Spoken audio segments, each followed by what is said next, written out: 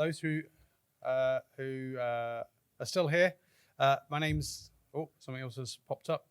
My name's Theo, not lunch. So hopefully I can not be the barrier to lunch. So I'm from Arcadis. Arcadis is a global consulting and design agency. We sit in various areas. I sit in the mobility team. And for me, this is really about how we can look at multimodal transport hubs as an energy hub. So for me, an airport is a good case study. I spent 13 years at Heathrow, so I sort of got a little bit of understanding about airports. So ultimately, airports as a transport hub are probably the biggest and best examples of an integrated transport hub. You've got surface access, which is to and from an airport, and the energy that consumes and the movement there, but also the aviation side itself in terms of what the airport consumes in terms of its own energy. Because if you think about a transport hub and whether or not it's an airport or other multimodal transport hubs, which we'll come on to, they consume a significant amount of energy. So on one hand, they're a consumer, and on the other hand, they may be able to act as energy hubs. So to some degree, this is a kind of a run through on that. So, just to give you some idea of energy consumption of an airport. So if you take somewhere like Heathrow, consumes 3,500 gigawatts of energy a year. That is coming down because ultimately the airport wants to keep its electricity bill down as well. So lots of change is also coming in that space. So the introduction of LED lighting, better systems controls, etc. So that number's coming down, but it gives you an idea of scale of that. And I like the fact, it's a great one, that Heathrow consumes the same amount of electricity as the Isle of Wight. So it's a huge consumer. And if we take where we are here around Birmingham, much less consumption of energy, but still you can power a significant amount of homes from the energy that an airport consumes. And typically, where does the energy come from that the airport will use? I've focused on electricity rather than other aspects, but the majority is consumed in the terminal buildings itself. To heat a building, to cool it, all the systems that you take for granted at the airport, most of them are run on electricity. But when you look at that, you start to look at what's coming new into this space. And down the bottom, you've got some new consumers that are coming in there. You've got ground-based vehicles, so there's a significant shift to EV in ground-based vehicles, but also hydrogen. It was interesting, the comment there about having a hydrogen vehicle. There's actually a hydrogen filling station at Heathrow. So one of the very few at an airport.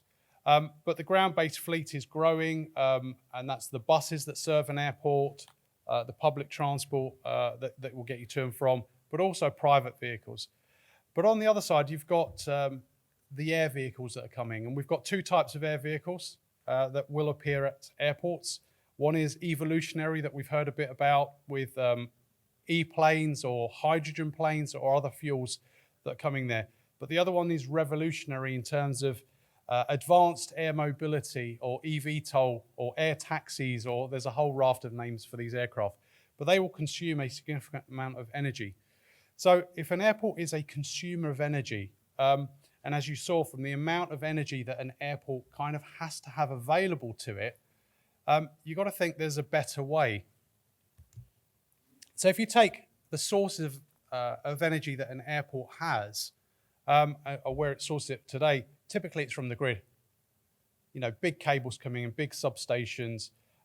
There is some generation on site for some airports where they have combined heat and power stations, where again they generate some of their own energy and heat.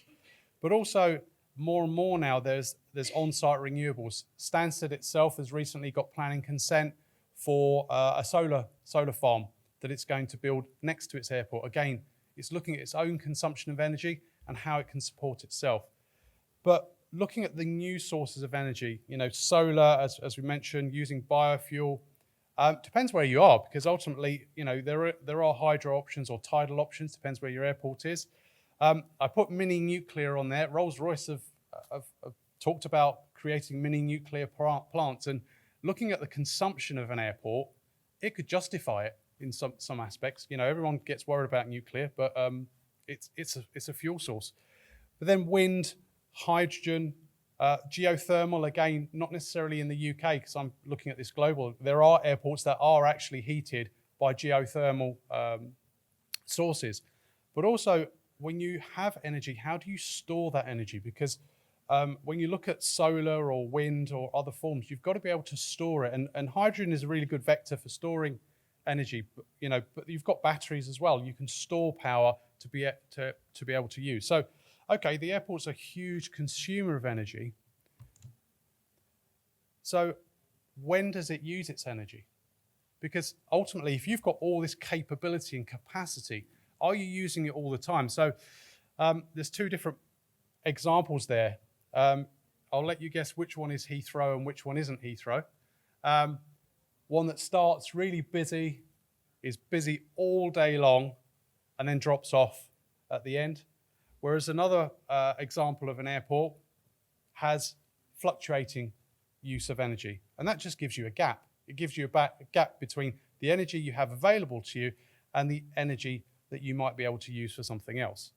So understanding how airports operate is very similar to any transport hub. So I could just take the word airport out and I could be talking about any interchange because they all run very similar models. So some will start up early in the morning, keep going all day long and drop off. But others have a fluctuating pattern of demand. You know, you have peak demand, off-peak demand. So it's looking at that peak and base demand to see what the gap is and what can you do with that energy.